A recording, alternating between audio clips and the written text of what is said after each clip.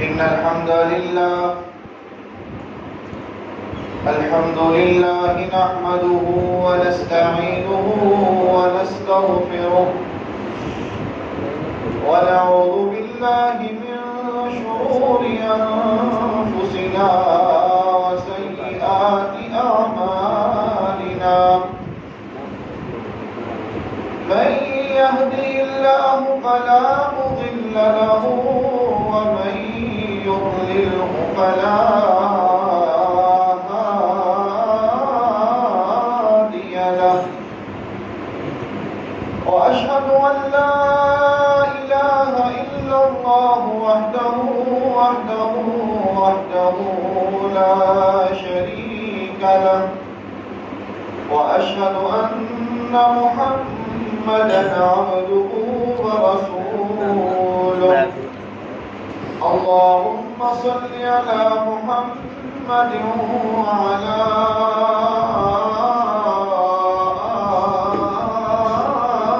آل محمد كما صليت على إبراهيم وعلى آل إبراهيم إنك حميد مجيد اللهم بارك على محمد وعلى آل محمد كما باركت على إبراهيم وعلى آل إبراهيم إنك حميد مجيد أما بعد فإن خير الحديث كتاب الله وخير الهدي هدي محمد صلى الله عليه وسلم وشر الأمور محدثاتها وكل محدثة بدعة وكل بدعة ضلالة وكل ضلالة في النار رب اشرح لي صدري ويسر لي أمري واحلل عقدة من لساني يفقهوا قولي رب زدني علما رب زدني علما رب زدنا علما أعوذ بالله من الشيطان الرجيم بسم الله الرحمن الرحيم لقد كان لكم في رسول الله أسوة حسنة صدق الله مولانا العظيم وصدق رسوله النبي الكريم ونحن على ذلك من الشاهدين والشاكرين والحمد لله رب العالمين حمد و ثنا تعریف تمجید تقدیس اللہ رب العزت کے لیے جو کائنات کا پالنے والا ہے خالق ہے مالک ہے رازق ہے داتا ہے گنج بخش ہے لجپال ہے غریب نواز ہے غوث اعظم ہے علی کل شیء قدیر ہے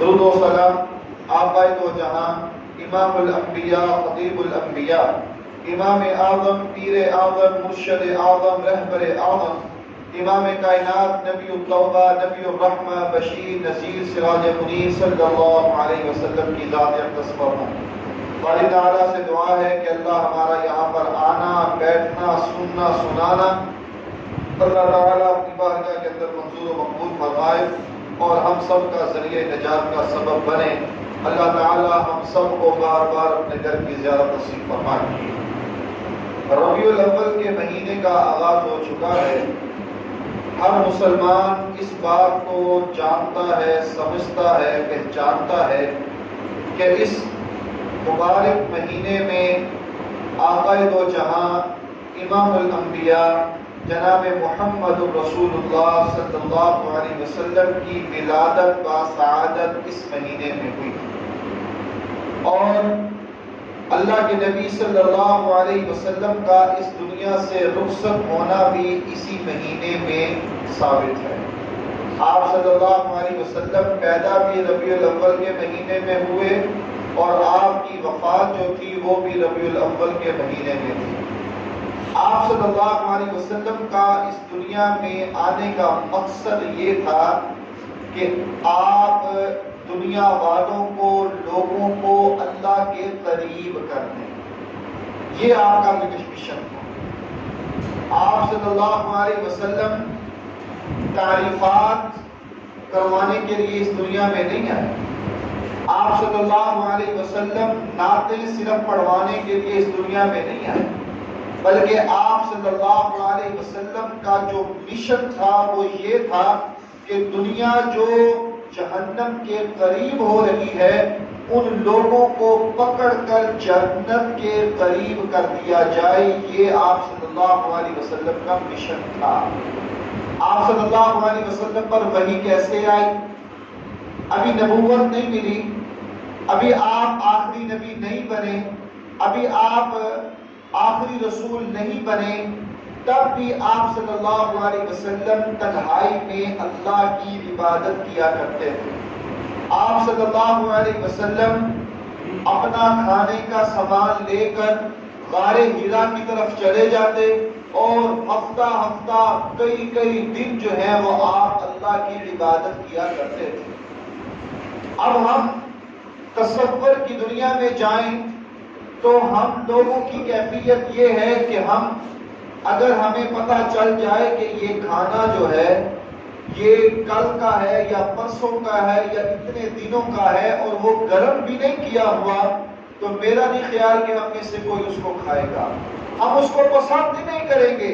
لیکن امام الانبیاء، سردار الانبیاء، امام کائنات، نبی معظم صلی اللہ علیہ وسلم سامان لے جاتے اور کئی دن غار میں اللہ کی عبادت کرتے، اللہ کی عبادت کرتے اور جو کھانا لے کر جاتے وہی کھاتے۔ نہ گرم کرنے کا انتظام تھا، نہ اس کو تازہ کرنا، نیا پکانے کا انتظام تھا۔ جو آپ کے ساتھ جاتا آپ اسی کو کھاتے اور اللہ کی عبادت کیا کرتے۔ سلسلہ چل رہا ہے، ایک آدمی، ایک شخص آپ کے سامنے نمودار ہوا، نہ اوپر سے آیا نہ نیچے سے آیا، آپ کے سامنے کوئی ظاہر ہوا، کہنے لگا اے محمد صلی اللہ علیہ وسلم اقرا، پڑھیے۔ آپ صلی اللہ علیہ وسلم کہنے لگے ما انا بقاری، کہ میں پڑھا ہوا نہیں ہوں۔ پھر آپ کے سامنے کاغذ کیا گیا، کہا گیا محمد صلی اللہ علیہ وسلم آپ پڑھیے۔ آپ نے فرمایا کہ میں پڑھا ہوا نہیں ہوں۔ پھر آپ کو دو بازوؤں سے پکڑ کر دبایا گیا، کہا اقرا، پڑھیے۔ آپ نے فرمایا کہ میں پڑھا ہوا نہیں ہوں۔ دنیا میں آپ کا استاد کوئی نہیں، دنیا میں آپ نے کوئی تعلیم نہیں حاصل کی۔ آپ نے فرمایا کہ میں دیکھ کر نہیں پڑھ سکتا۔ جب دو ہاتھوں کے ذریعے آپ کو دبایا گیا، اقرا، پڑھیے، تو آپ نے فرمایا کہ ما انا بقاری، میں پڑھا ہوا نہیں ہوں۔ دوسری مرتبہ پھر آپ کو دبایا گیا، کہا اقرا محمد صلی اللہ علیہ وسلم، پڑھیے۔ آپ نے فرمایا ما انا بقاری، میں پڑھا ہوا نہیں ہوں۔ تیسری مرتبہ جب دبایا گیا اور کہا اقرا بسم ربک الذی خلق خلق الانسان من علق اقرا وربک الاکرم الذی علم بالقلم علم الانسان ما لم یعلم، جب کہا گیا تیسری مرتبہ، دوبارے کے حوالے سے تیسری مرتبہ جب آپ کو کہا گیا پڑھیے اقرا بسم ربک الذی خلق، پہلے کہا پڑھیے پڑھیے، آپ نے فرمایا کہ میں پڑھا ہوا نہیں ہوں۔ جب کہا کہ پڑھیے اپنے رب کے نام سے، اپنے رب کے نام کے ساتھ پڑھیے، تو آپ نے پھر پڑھنا شروع کر دیا۔ آپ پڑھتے گئے چلتے گئے پڑھتے گئے۔ جب یہ سلسلہ ختم ہوا تو آپ صلی اللہ علیہ وسلم اپنے گھر تشریف لے آئے۔ خوف پریشان اور بڑے ہی پریشان گھر پہنچے آپ کی بیوی سیدہ خدیجہ رضی اللہ تعالی عنہا. کہا آپ کو کیا ہوا؟ کہا خدیجہ زمیلونی، میں پریشان ہوں، مجھے تکلیف ہے، میں پریشان ہوں، مجھے چادر دو، میں آرام کرنا چاہتا ہوں، مجھے چادر دو، میں سونا چاہتا ہوں. اور حقیقت بات ہے کہ انسان جو ہے پریشان ہو، افسردہ ہو، غم زدہ ہو، جب وہ نیند لے لیتا ہے، سو لیتا ہے، تب اس کی پریشانی میں تھوڑا سا جو ہے وہ کمی واقع ہوتی ہے. آپ نے فرمایا کہ زمیلونی، مجھے چادر دو، میں آرام کرنا چاہتا ہوں. آپ کو چادر دی گئی، آپ نے آرام کیا. جب آپ بیدار ہوئے، آپ نے ساری بات جو ہے وہ سیدہ خدیجہ رضی اللہ تعالی عنہا کو بتائی کہ میرے ساتھ یہ معاملہ ہوا، اس لیے میں پریشان ہوں، اس لیے میں افسردہ ہوں، اس لیے مجھے روگ، میں بڑی عجیب سی کیفیت میں مبتلا ہوں، میں پریشان ہوں. آپ کی بیوی نے کہا کلا واللہ لا یخزیک اللہ ابدا. محمد میرے سردار، آپ پریشان نہ ہو، آپ غمزدہ نہ ہو، اللہ آپ کو ضائع نہیں کرے گا، اللہ آپ کو رسوا نہیں کرے گا، کیونکہ میں آپ کی خلوت کو بھی جانتی ہوں، میں آپ کی جلوت کو بھی جانتی ہوں، میں آپ کے چلنے کو بھی جانتی ہوں، میں آپ کے پھرنے کو بھی جانتی ہوں، میں آپ کی عبادات کو بھی جانتی ہوں، میں آپ کی زندگی کے معاملات کو بھی جانتی ہوں، میں آپ کا لوگوں کے ساتھ ملنے کو بھی جانتی ہوں، میں آپ کا لوگوں کے ساتھ سلوک کو بھی جانتی ہوں. کہ اللہ واللہ لا یخزیک اللہ ابدا. آپ پریشان نہ ہو، آپ غمزدہ نہ ہو، آپ پریشان مت ہو، اللہ آپ کو ضائع نہیں کرے گا، اللہ آپ کو رسوا نہیں کرے گا. کیوں ضائع نہیں کرے گا؟ کیوں پریشان نہ ہو؟ خدیجہ رضی اللہ تعالی عنہا نے کہا آپ کے اندر 5 صفات پائی جاتی ہیں، آپ کے اندر 5 چیزیں پائی جاتی ہیں، اللہ آپ کو ضائع نہیں کرے گا. آج ضرورت اس بات کی ہے، سیرت النبی کے حوالے سے نبی سے محبت کا دعویٰ کرنے کے لیے ضروری ہے کہ ہم آپ کی سیرت کو اپنائیں، ہم آپ کی زندگی کو دیکھیں اور اس پر عمل کریں، اس کے مطابق زندگی بسر کریں. جب کہا کہ اللہ آپ کو ضائع نہیں کرے گا، کیوں؟ 5 چیزیں بیان کی. انک لتصل الرحم وتحمل الکلب وتکسب المعدوم وتقری الضیف وتعیب علی نوائب الحق. 5 چیزیں آپ کے اندر پائی جاتی ہیں، اللہ آپ کو ضائع نہیں کرے گا. آج اگر ہم سچی محبت کرتے ہیں، اگر ہم سچا پیار کرتے ہیں، اگر ہم محب رسول بننا چاہتے ہیں، اگر سچی محبت کا دعویٰ کرتے ہیں، تو ہمیں چاہیے کہ ہم یہ چیزیں جو اپنائیں. ضرورت اس بات کی ہے. پہلی چیز انک لتصل الرحم. اے محمد صلی اللہ علیہ وسلم، اللہ آپ کو ضائع نہیں کرے گا. کیوں؟ انک لتصل الرحم. کیا بات؟ آپ صلہ رحمی کرنے والوں میں سے، آپ صلہ رحمی کرتے ہیں. صلہ کا مطلب ہے جوڑنا، اور رحم رشتہ دار، رشتہ داروں کو جوڑنا، رشتہ داروں کے ساتھ تعلق کو مضبوط کرنا. نبی صلی اللہ علیہ وسلم کی سیرت کے حوالے سے جب پہلی وحی آئی، آپ اپنی بیوی کے پاس آئے تو آپ کی بیوی نے یہ کہا کہ اللہ آپ کو ضائع نہیں کرے گا، کیونکہ آپ کے اندر 5 چیزیں پائی جاتی ہیں، 5 خصوصیات آپ کے اندر پائی جاتی ہیں. ان میں سے پہلے کیا تھی؟ صلہ رحمی. آپ تو رشتہ داروں کو جوڑنے کے لیے آئے ہیں، آپ تو بہن بھائیوں کو ملانے کے لیے آئے ہیں، آپ تو گھرانوں کو جوڑنے کے لیے آئے ہیں، آپ تو لوگوں کے ساتھ اچھا سلوک اور ان کے ساتھ مل جل کر رہنے والے ہیں. آپ پریشان نہ ہو. انک لتصل الرحم. اور آج ہم لوگ جو ہیں، ہمارا نظریہ جو ہے وہ یہ ہے کہ جو جیسا ہے بس اس کو اس کے حال پر چھوڑ دیا جائے. کوئی ملتا ہے تو مل لو، کوئی نہیں ملتا اس کو چھوڑ دو. تو یہ جو ہے یہ صلہ رحمی نہیں ہے، بلکہ یہ تو عدل کا بدلہ ہے کہ جو جیسا ملے گا اس کو اس کے ساتھ اسی طرح انداز کے ساتھ اس سے مل لیا جائے.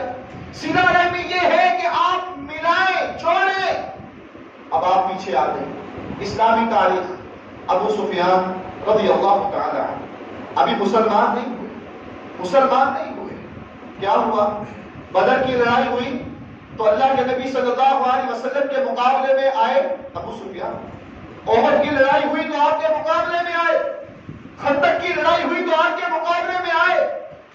ابھی مسلمان نہیں ہوئے، اللہ کے نبی مدینہ میں ہیں، مکہ میں 8 سالی پڑ گئی۔ اب مکہ کے جو چودھری تھے، سردار تھے، اب وہ اندر سے وہ سمجھتے تھے کہ واقعتاً محمد صلی اللہ علیہ وسلم آخری نبی ہے۔ اب مکہ کے جو سردار جو ایمان نہیں لے کر آئے، انہوں نے آپس میں مشورہ کیا کہ ابو سفیان کو بھیجو مدینے اور جا کر محمد صلی اللہ علیہ وسلم کو یہ کہیں کہ ہمارے حق میں دعا کیجئے، یہاں قحط سالی پڑ چکی ہے، ہمارے حق میں دعا کیجئے، یہاں قحط سالی آ گئی ہے، بچے پریشان ہیں، بچے رو رہے ہیں، عورتیں پریشان ہیں، بھوک سے لوگ پریشان ہیں، قحط سالی پڑ چکی ہے۔ ابو سفیان مدینہ آئے، اللہ کے نبی صلی اللہ علیہ وسلم سے ملاقات ہوئی۔ آپ نے یہ نہیں کہا کیا لینے آئے ہو، تم تو میرے دشمن ہو، تم تو میرے خلاف لڑائیاں کرتے رہے ہو، آج کیا لینے آئے ہو؟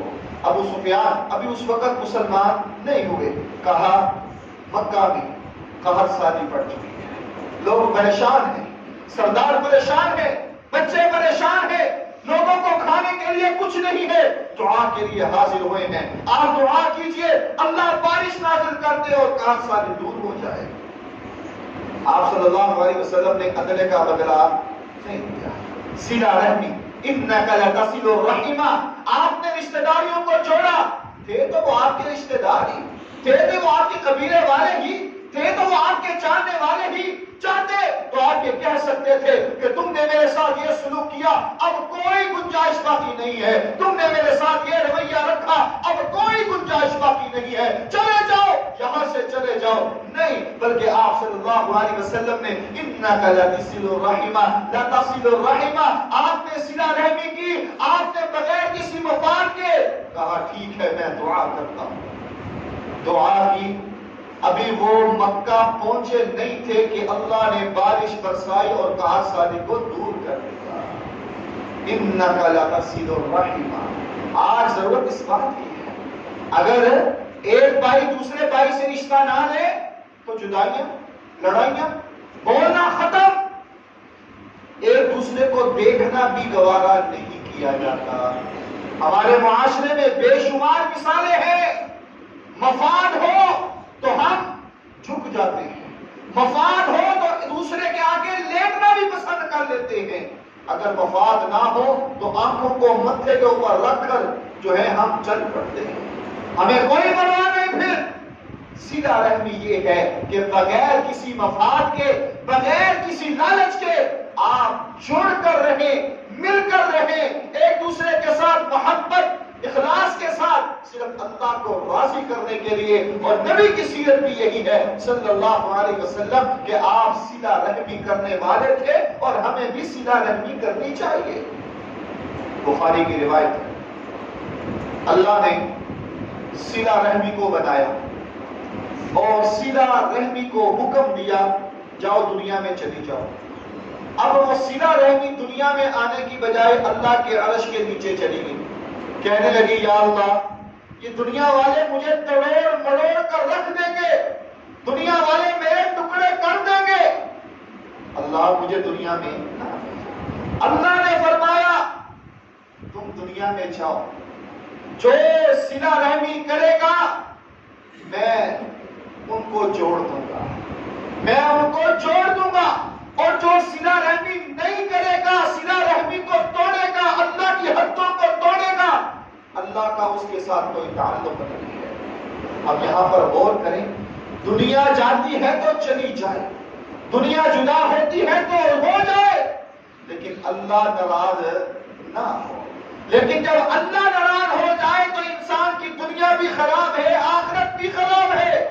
اب اللہ فرماتے ہیں کہ جو صلہ رحمی کرتا ہے میں اس کے ساتھ راضی ہوں، میں اس کے ساتھ راضی ہوں، اور جو صلہ رحمی نہیں کرتا، رشتہ داریوں کو توڑتا ہے، گھریلوں کو توڑتا ہے، خاندانوں میں لڑائیاں کرواتا ہے، بہن بھائیوں میں لڑائیاں کرواتا ہے، رشتہ داریوں میں پھاٹ کرواتا ہے، صلہ رحمی نہیں کرتا تو تو اس کا اللہ کے ساتھ کوئی تعلق نہیں ہے۔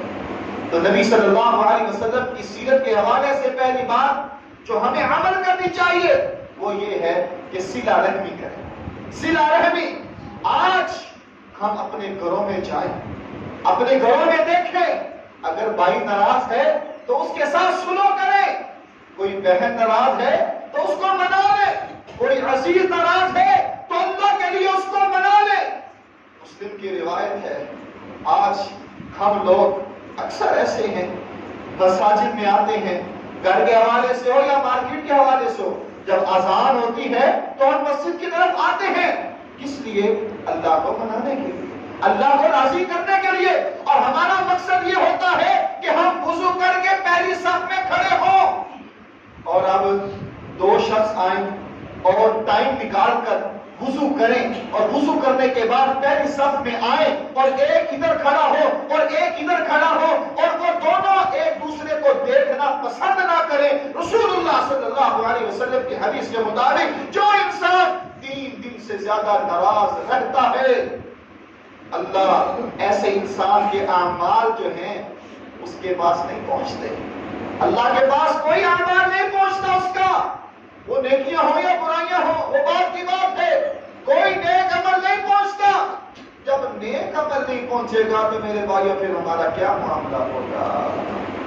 انک لتصل الرحم، صلہ رحمی، رشتہ داروں کو عزت دو، بہن بھائیوں کا احترام، مل جل کر رہنا، معاشرے میں، دوستوں میں، خاندانوں میں مل کر رہنا، یہ میری نبی کی سیرت کا پہلا سبق ہے۔ اور آج ضرورت اس بات کی ہے کہ ہم اگر محبت کے دعوے دار ہیں تو ہمیں صلہ رحمی کرنی چاہیے، ہمیں جڑ کر رہنا چاہیے، مل کر رہنا چاہیے، بغیر کسی لالچ کے اور بغیر کسی مفاد کے ہمیں صلہ رحمی کے ساتھ رہنا چاہیے۔ پہلی بات کیا تھی؟ انک لتصل الرحم۔ دوسری وتحمل الکلب، وتحمل الکلب، خدیجہ رضی اللہ تعالی عنہا نے کیا کہا؟ اللہ آپ کو ضائع نہیں کرے گا، اللہ آپ کو رسوا نہیں کرے گا، کیوں؟ وتحمل الکلب، آپ تو بوجھ اٹھانے والے ہیں، آپ تو بوجھ اٹھانے والے ہیں۔ اس کے یہاں پر 2 مفہوم ہوں گے، ایک تو یہ ہے کوئی انسان معذور ہے، کوئی انسان لاغر ہے، کوئی بزرگ انسان ہے جو سامان نہیں اٹھا سکتا، جو مال نہیں اٹھا سکتا، اپنی سواری صحیح انداز کے ساتھ نہیں چلا سکتا، اپنے گھر تک صحیح نہیں جا سکتا۔ میرے نبی کی سیرت کا پیغام یہ ہے کہ وَتَحْمِلُ الْكَلْبَ، آپ بوجھ اٹھائیں، آپ بوجھ اٹھاتے تھے، آپ کو غریبوں، مسکینوں، لاغر، کمزوروں، بزرگوں کا احترام اور ان کی مدد جو تھا وہ آپ کا مشن تھا۔ اور آج دیکھیں کوئی بزرگ جا رہا ہو، کوئی پریشان ہو تو ہم اپنے حال میں مست ہیں، ہمیں صرف یہ ہے کہ ہم اپنے مقام تک پہنچ جائیں، دنیا جہاں جاتی ہے چلی جائے، ہمیں کوئی پرواہ نہیں ہے۔ لیکن میرے نبی کی سیرت کا پہلو یہ ہے کہ وَتَحْمِلُ الْكَلْبَ، کہ آپ بوجھ اٹھاتے۔ اگر آپ دیکھیں کوئی مدد کا طلبگار ہے، کوئی چاہتا ہے کہ اس کی مدد کی جائے، کسی کے پاس اتنے وسائل نہیں، وجود میں اتنی طاقت نہیں، اتنی ہمت نہیں، لاغر ہو گیا ہے، کمزور ہو گیا ہے، چل نہیں سکتا، تو آپ اپنی استطاعت کے مطابق اس کی مدد کریں۔ یہ میرے نبی کی سیرت کا دوسرا پہلو ہے۔ اس کا دوسرا مفہوم یہ ہے کہ بیواؤں، مسکینوں، محتاجوں، غریبوں، یتیموں، ان کی کفالت کی جائے، ان کی مدد کی جائے اور ان کی دیکھ بھال کی جائے۔ یہ رسول اللہ صلی اللہ علیہ وسلم کی سیرت کا پہلو ہے۔ آج ہم اپنی زبان سے دعوے تو بہت کرتے ہیں لیکن پریکٹیکلی زندگی میں ہم بالکل صفر ہیں۔ جب ہم دنیا کے معاملات میں چلتے ہیں، جاتے ہیں، تو پھر ہمارے معاملات جو ہیں وہ دین سے ہٹ کر ہو جاتے ہیں۔ تو دوسری بات وَتَحْمِلُ الْكَلْبَ، آپ صلی اللہ علیہ وسلم بوجھ اٹھانے والے تھے۔ تیسری خاصیت جو خدیجہ رضی اللہ تعالی عنہا نے بیان کی وہ یہ ہے وَتَكْسِبُ الْمَعْدُومَ، آپ کما کر دیا کرتے تھے، بیواؤں کو کما کر دیا کرتے تھے، ان کی کفالت کیا کرتے تھے، ان کے گھر میں اپنی استطاعت، اپنی آمدن میں سے خرچ نکال کر ان کی کفالت کیا کرتے تھے۔ رسول اللہ صلی اللہ علیہ وسلم کی سیرت کا تیسرا پہلو جو ہے وہ یہ ہے وَتَقْسِمُ الْمَعْدُومِ۔ آج ہم لوگ اکثریت اس بیماری میں مبتلا ہے کہ اگر ہم کسی کی مدد کرتے ہیں یا کسی کی کفالت کرتے ہیں تو ہم پہلے تصویروں کا اہتمام کرتے ہیں، ہم اس کو بڑے اہتمام کے ساتھ جو ہے پوری دنیا میں مشہور کرتے ہیں کہ یہ صاحب جو ہے یہ فلاں بیوہ کی امداد، اس کی مدد کرتا ہے، یہ فلاں یتیم بچوں کا سہارا بنا ہوا ہے، اس کی کفالت اس کے ذمے ہے، لہذا یہ حاجی صاحب بڑے نیک ہیں، بڑے پہنچے ہوئے ہیں۔ میرے بھائیوں، یہ بات بالکل غلط ہے، درست نہیں ہے۔ کیوں؟ رسول اللہ صلی اللہ علیہ وسلم کی سیرت کا جو پہلو ہے وہ یہ ہے کہ آپ اپنے خرچ میں سے بیواؤں کی کفالت کیا کرتے تھے، یتیموں کی مدد کیا کرتے تھے، محتاجوں کی مدد کیا کرتے تھے، بے سہارا لوگوں کا سہارا بنتے تھے۔ لیکن نمود و نمائش ہے نہیں، نمود و نمائش ہے نہیں، دنیا کو دکھلانا مقصد ہے نہیں۔ اگر یہ نہیں ہے تو پھر کامیابی ہے، اور اگر یہ ہے تو پھر یہ ریاکاری ہے، دکھلاوا ہے۔ جہنم میں جو سب سے پہلے لوگ جائیں گے ان میں سے ایک وہ بھی ہوگا جو ریاکاری کرتا ہوگا، دکھلاوا کرتا ہوگا۔ رسول اللہ صلی اللہ علیہ وسلم کی حدیث، آپ صلی اللہ علیہ وسلم نے فرمایا ایک شخص نوجوان میدان جہاد میں جائے اور وہاں جا کر لڑے، اس کے لیے بڑا ہی اجر و ثواب ہے، بہت اجر و ثواب ہے۔ آپ نے فرمایا کہ دودھ دونے والا دودھ دوئے، جتنا ٹائم اس کو لگتا ہے دودھ دونے کے لیے، اگر کوئی شخص اللہ کی راہ میں اتنا بھی جہاد کر لے، اتنے ٹائم میں، وہ 5 منٹ لگے یا 10 منٹ لگے، جتنا ٹائم دودھ دونے میں لگتا ہے اتنا ٹائم اللہ کی راہ میں وہ شخص جہاد کر لے تو اللہ ایسے شخص کے لیے جنت کو واجب کر دیتا ہے، اس پر جنت واجب ہو جاتی ہے۔ اور جو مجاہد اللہ کی راہ میں مہینوں مہینوں، سالوں سالوں اللہ کی راہ میں جہاد میں لگے ہوئے ہیں، اللہ کی راہ میں میدان جنگ میں پہنچے ہوئے ہیں، ان کے لیے تو کیا درجات ہوں گے، کیا بلندیاں اور کیا مقام ہوگا۔ آپ نے فرمایا کہ جو انسان بیواؤں کی کفالت کرتا ہے، یتیموں کا سہارا بنتا ہے، محتاجوں کی مدد کرتا ہے اور لوگوں کے ساتھ تعاون کرتا ہے، اللہ ایسے انسان کو اس مجاہد کے برابر اجر و ثواب عطا فرماتا ہے، اس مجاہد کے برابر اللہ اس کو اجر و ثواب عطا فرماتا ہے جو انسان وَتَقْسِمُ الْمَعْدُومِ کے بیواؤں پر خرچ کرتا ہے۔ یہ ہمارے ہاں دارالسلام ان کے ڈائریکٹر عبد المالک مجاہد، ان کی ایک کتاب، انہوں نے اس کے اندر ایک واقعہ لکھا ہے۔ وہ کہتے ہیں کہ عرب کے اندر مکہ میں ایک شخص رہتا تھا، وہ تاجر تھا، اس کو رات کو خواب آیا کہ تم، یہ نام ہے، یہ اس کا نمبر ہے، اس فلاں شخص کو تم عمرہ کرواؤ۔ وہ انسان اٹھا، بیدار ہوا، صبح کے وقت وہ اٹھا، اس کو وہ نام بھی یاد تھا اور نمبر بھی یاد تھا۔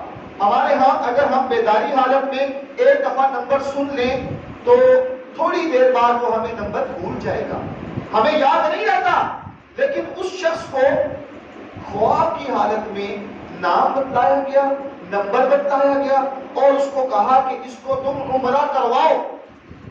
صبح ہوئی، اس کو نام بھی یاد تھا، نمبر بھی یاد تھا، اس نے پرواہ نہیں کی اور وہ اپنے کاموں میں مصروف ہو گیا۔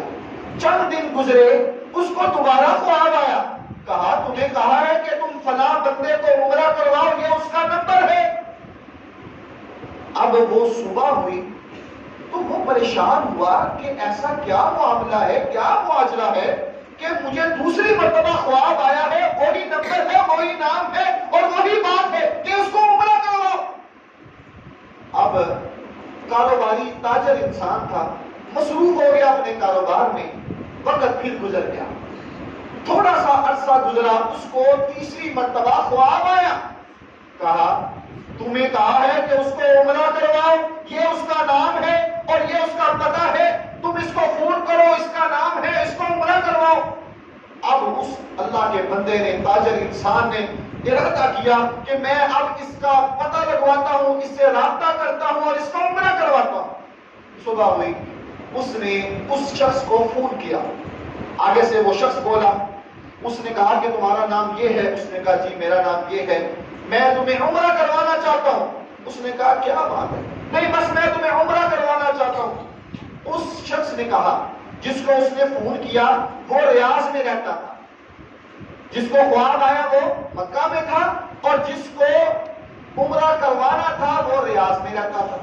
اب اس شخص نے کہا کہ ٹھیک ہے، اگر تم مجھے عمرہ کروانا چاہتے ہو تو میں راضی ہوں، لیکن میری یہ شرط ہے کہ تم مجھے لے کر بھی جاؤ گے اور واپس بھی چھوڑ کر آؤ گے، اور سارا خرچہ جو ہے وہ تم نے میرا برداشت کرنا ہے۔ اس نے کہا ٹھیک ہے۔ وقت طے ہوا، ٹائم طے ہوا، اب اس شخص کو لیا اور مکہ پہنچ گیا، مسجد حرام آئے۔ اب وہاں بیت اللہ پہنچ کر ہر ایماندار انسان کی کیفیت الگ ہوتی ہے۔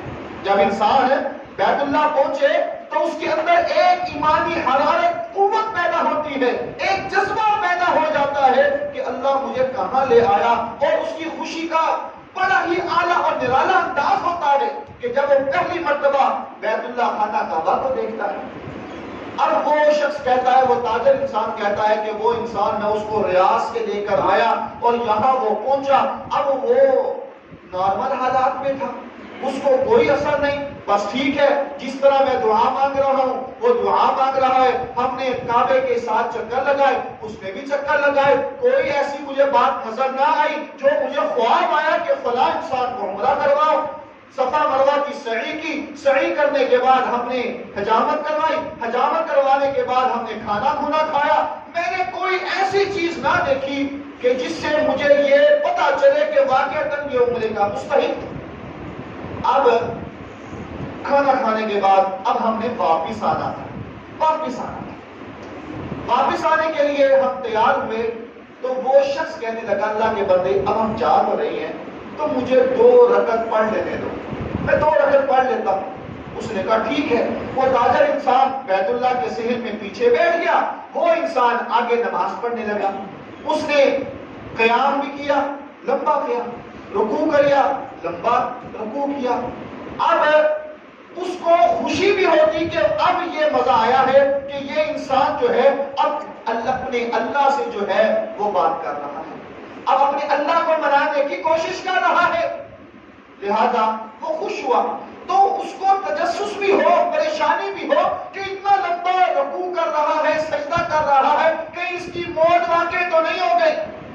چنانچہ وہ سجدے میں گیا، لمبا سجدہ کیا، جب اس کو ہلایا تو وہ انسان اللہ کو پیار پہنچا، فوت ہو گیا۔ اب وہاں کا ایک اصول ہے، وہاں جو فوت ہوئے، مکہ میں فوت ہو تو دفن جنت المعلیٰ میں ہوتا ہے۔ اب اس تاجر انسان نے کمیٹی سے بات کی کہ یہ میرے ساتھ معاملہ پیش آیا، میں نے اس کے ساتھ وعدہ کیا ہے، اس کو زبان دی ہے کہ میں تجھے واپس بھی پہنچاؤں گا، لہذا اس کی ڈیڈ باڈی مجھے دی جائے اور میں اس کو واپس اس کے علاقے تک چھوڑا۔ انہوں نے کہا ٹھیک ہے۔ وہ تاجر انسان اس کی ڈیڈ باڈی کو لے کر چلا گیا ریاض پہنچا، اس کو وہاں دفنا دیا گیا۔ دفنانے کے بعد اب وہ اپنے گھر آ گیا، اب وہ پریشان ہے کہ مجھے خواب آیا کہ اس کو عمرہ کرواؤ، 3 مرتبہ آیا، میں نے کوئی ایسی بات تو نہیں دیکھی سوائے آخری عمل کے، جب اس نے 2 رکعات پڑھی اور اس کی روح قبض ہو گئی، بیت اللہ میں اس کا جنازہ ہوا اور دفن وہ ریاض میں ہوا۔ آخر کیا معاملہ ہے، کیا ماجرا ہے جو یہ ساری صورتحال پیش آئی؟ رسول اللہ صلی اللہ علیہ وسلم نے فرمایا کہ جو انسان عمرہ کرتا ہے اللہ اس کے پچھلے سارے گناہوں کو معاف کر دیتا ہے، اللہ سارے گناہوں کو معاف کر دیتا ہے۔ اب وہ انسان، تاجر انسان اپنے گھر میں آ کر پریشان ہے کہ کیا معاملہ ہے۔ آخر اس شخص نے اس انسان کے گھر فون کیا فون کیا تو آگے سے اس کی بیوی بھی بولی، کہا کہ میں وہ فلاں انسان ہوں، میں پوچھنا چاہتا ہوں آخر اس کا وہ کون سا عمل ہے جو اللہ کو اتنا پسند آیا کہ اللہ نے ریاض سے اس کو بیت اللہ پہنچایا، وہاں اس نے عمرہ کیا، سارے گناہ اس کے معاف ہو گئے، اور اس کے بعد اس نے نماز پڑھی اور نماز کی حالت میں اس کی روح قبض ہو گئی۔ آخر اس کا کون سا ایسا عمل ہے، کون سی ایسی بات کہ اللہ نے اتنے اعزازات کے ساتھ اس کو نوازا؟ لوگ نہیں سمجھتے تھے، لوگوں کو نہیں پتا تھا کہ کیا معاملات ہے، کیا بات ہے۔ اب اس کی بیوی نے کہا کہ ہمارے گھر کے ساتھ بچے رہتے ہیں چھوٹے چھوٹے، 4 سال ہو گئے ہیں، ان کا باپ اس دنیا سے رخصت ہو چکا ہے، وہ میرا خامن جو ہے جب بھی گھر آتا ہے اس کے ہاتھ میں 1 شاپر نہیں بلکہ 2 شاپر ہوتے ہیں، جو چیز وہ اپنے بچوں کے لیے لے کر آتا تھا وہی چیز وہ ہمسائے کے بچوں کے لیے بھی لے کر آتا تھا۔ 4 سالوں میں میں نے کوئی ایک دن ایسا نہیں دیکھا کہ وہ صرف اپنے بچوں کے لیے لایا ہو اور ہمسائے کے بچوں کے لیے نہ لایا ہو۔ اللہ کو یہ بات اتنی پسند آئی کہ اللہ نے اس کے اس اعزازات کے ساتھ نواز دیا۔ وَتَقْسِبُ الْمَعْلُومِ، میرے نبی کی سیرت بھی یہی ہے کہ آپ بیواؤں کی کفالت کرنے والے تھے، یتیموں کی کفالت کرنے والے تھے۔ آج ضرورت اس بات کی ہے کہ ہم پریکٹیکلی انداز کے ساتھ جو ہے ہم لوگ نبی کی سیرت کو اپنائیں۔ چوتھی بات، وَتَقْرِيَ الضَّيْفِ، آپ کی سیرت کیا ہے کہ مہمان نوازی کرنا، مہمان آ جائے تو مہمان نوازی کرنا۔ آج ہمارے معاشرے میں کیا ہوتا ہے، اگر کوئی پیسوں والا مہمان ہے تو ہمارا انداز اور رویہ کچھ اور ہوتا ہے، درمیانے طبقے کا انسان آ جائے تو انداز اور رویہ کچھ اور ہوتا ہے، اور کوئی غریب انسان آ جائے تو ہمارا انداز اور رویہ کچھ اور ہوتا ہے۔ وَتَقْرِيَ الضَّيْفِ، اللہ کے نبی صلی اللہ علیہ وسلم کے پاس مختصر سی بات، ترمذی کی روایت ہے، ایک غیر مسلم آیا، غیر مسلم، کائنات امام الانبیاء سردار الانبیاء کے پاس غیر مسلم آیا، کہا کیسے آئے ہو؟ کہا یا رسول اللہ صلی اللہ علیہ وسلم میں آپ کا مہمان ہوں۔ آپ نے فرمایا اچھا، آپ اس کو اپنے گھر لے گئے، آپ نے بکری کا دودھ دویا اور اس کو پلایا، حدیث میں آتا ہے کہ 7 پیالے اس نے دودھ کے پیے، اب وہ سو گیا، آپ بھی سو گئے۔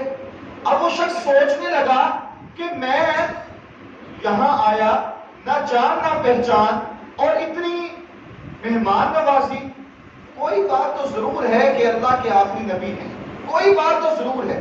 صبح ہوئی، کہنے لگے محمد صلی اللہ علیہ وسلم مجھے کلمہ پڑھائی، اشہد ان لا الہ الا اللہ وان محمدا عبدک ورسولک، آپ مجھے کلمہ پڑھائیں، میں مسلمان ہونا چاہتا ہوں۔ مسلمان ہوئے تو آپ نے کہا دودھ لاؤں، اب 1 پیالہ دودھ کا لایا گیا، اس نے پی لیا، آپ نے فرمایا اور لاؤں، کہا نہیں میں سیر ہو چکا ہوں، اب مجھے اور ضرورت نہیں ہے۔ آپ نے فرمایا رات کو تو 7 پیے تھے تو اب 1 پیا ہے، تو آپ نے فرمایا یہ بات ہے کہ جب تم مسلمان نہیں تھے تو تمہاری 7 انگڑیاں تھیں، شیطان بھی تمہارے ساتھ کھاتا تھا، جب تم مسلمان ہوئے تو تم نے بسم اللہ پڑھ کر یہ پیالہ پیا تو شیطان کا کھانا ختم ہو گیا۔ تو لہذا آپ صلی اللہ علیہ وسلم مہمانوں کی مہمان نوازی کیا کرتے تھے۔ نبی صلی اللہ علیہ وسلم کی سیرت کا یہ پہلو ہے کہ ہمیں بھی مہمان نوازی کرنی چاہیے۔ 5ویں وہ بات جو خدیجہ رضی اللہ تعالی عنہا نے کی کہ تاللہ کلا واللہ لا یخزیک اللہ ابدا، اللہ آپ کو ضائع نہیں کرے گا، اللہ کی قسم اللہ آپ کو رسوا نہیں کرے گا، آپ پریشان نہ ہو، اللہ آپ کو باغ لگائے گا۔ وتعین علی نوائب الحق، کہ آپ حق بات کرنے والے تھے، سچ بات کرنے والے تھے، اپنا ہو یا بیگانہ ہو، رشتہ دار ہو یا غیر ہو، امیر ہو یا غریب ہو، عورت ہو یا مرد ہو، عربی ہو یا عجمی ہو، کالا ہو یا گورا ہو، جو مرضی ہو، آپ حق بات کرنے والے تھے۔ مختصر سی بات، چوتھے پارے کے اندر اللہ رب العزت نے قرآن مجید میں فرمایا لقد سمع اللہ قول الذین قالوا ان اللہ فقیر ونحن اغنیاء۔ قرآن میں ہے کہ اللہ فقیر ہے اور ہم غنی ہیں۔ اب کفار مکہ نے کہہ دیا کہ دیکھو جی مسلمانوں کا رب جو ہے وہ غریب ہو گیا اور ہم سردار جو ہیں وہ امیر ہو گئے۔ ابو بکر رضی اللہ تعالیٰ عنہ گزر رہے تھے، انہوں نے جب یہ بات سنی تو دیر تھپڑ مارا۔ وہ یہودی جو تھے وہ اللہ کے نبی صلی اللہ علیہ وسلم کے پاس آئے، کہا یہ دیکھیں ابو بکر نے ہمیں تھپڑ مارا۔ مختصر سی بات، ابو بکر بھی آ گئے، یہودی بھی تھے، کہا ابو بکر تھپڑ مارا؟ جی یا رسول اللہ صلی اللہ علیہ وسلم مارا۔ کیوں مارا؟ یہ اللہ کی شان میں گستاخی کر رہے تھے اس لیے مارا۔ یہودی مکر گئے، کہا نہیں ہم نے کوئی گستاخی نہیں کی، ہمیں کوئی نہیں پتا، ہم نے نہیں کی۔ اب اللہ کے نبی صلی اللہ علیہ وسلم نے ظاہری باتوں کو دیکھا، ظاہری باتوں کو دیکھا اور کہا ابو بکر گواہی پیش کرو وگرنہ تھپڑ کھانے کے لیے تیار ہو جاؤ۔ اگر گواہی ہے تو ٹھیک ہے وگرنہ حساب دینا پڑے گا۔ یہودی نہیں مان رہے، اس وقت سارے یہودی تھے اور ابو بکر تھے، اب گواہ ہے تو ٹھیک ہے وگرنہ معاملہ یہی ہے کہ حق بات یہی ہے کہ فیصلہ یہی بنتا ہے کہ اس کا بدلہ دیا جائے۔ اب جب یہ بات ہوئی ابو بکر کے پاس رضی اللہ تعالی عنہ کے پاس کوئی گواہ نہیں تھا، اللہ نے قرآن کو نازل کر دیا لقد سمع اللہ قول الذین قالوا ان اللہ فقیر ونحن اغنیاء۔ انہوں نے کہا تھا کہ اللہ فقیر ہے اور ہم غنی ہیں، ہم سردار ہیں، ابو بکر سچا ہے، یہودی جھوٹے ہیں۔ اللہ نے گواہی پیش کر دی تو میرے بھائیو آپ صلی اللہ علیہ وسلم نے ظاہری اسباب کو دیکھتے ہوئے حق کا فیصلہ کیا، ابو بکر کی سائیڈ نہیں لی۔ جب تک اللہ کی وحی نہیں آئی تب تک آپ کا موقف یہ تھا کہ ظاہری فیصلہ یہ ہے کہ ابو بکر کو بدلہ دینا پڑے گا۔ تو میرے بھائیو اگر ہم چاہتے ہیں کہ ہم سچے محب بن جائیں، سچے عاشق رسول بن جائیں، سچے رسول اللہ صلی اللہ علیہ وسلم کے محبت کے دعویدار بن جائیں تو ہمیں چاہیے کہ ہم ان چیزوں کو اپنائیں اور اپنی آخرت کو بہتر بنائیں۔